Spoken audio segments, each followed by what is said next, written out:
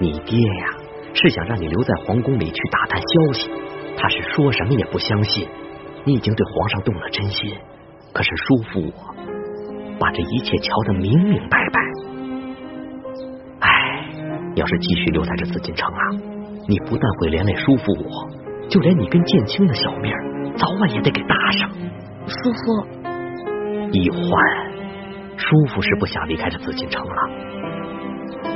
因为我是个太监，没法再过正常人的生活，就算我有再多的钱，也会被人嘲笑，被人羞辱。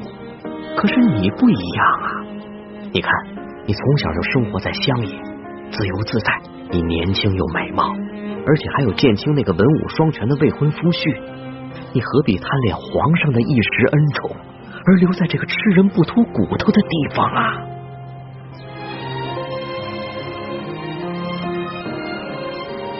哎，叔父都是为了你好。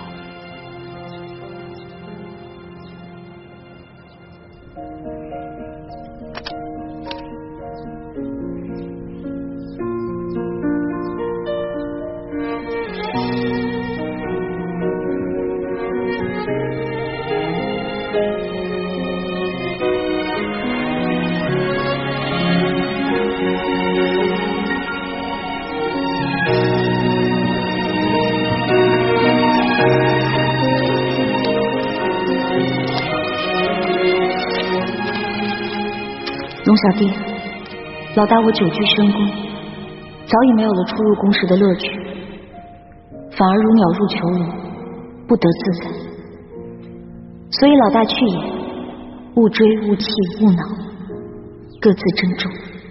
皇上，会不会是李易欢他们兄妹二人听到了什么风声，现在逃走了？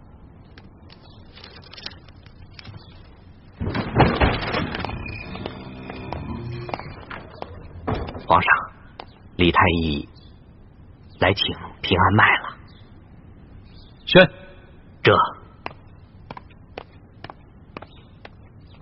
他们兄妹二人要是想逃走的话，肯定是共同进退。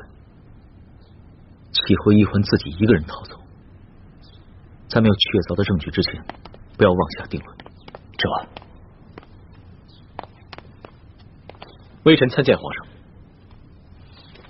李爱卿，你知道易欢去哪儿了吗？易欢，他今天不是当值吗？那他应该在永乐斋，或者是去了永和宫找丽妃娘娘。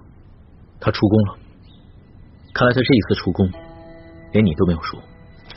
看看吧，这是易欢留给朕的信。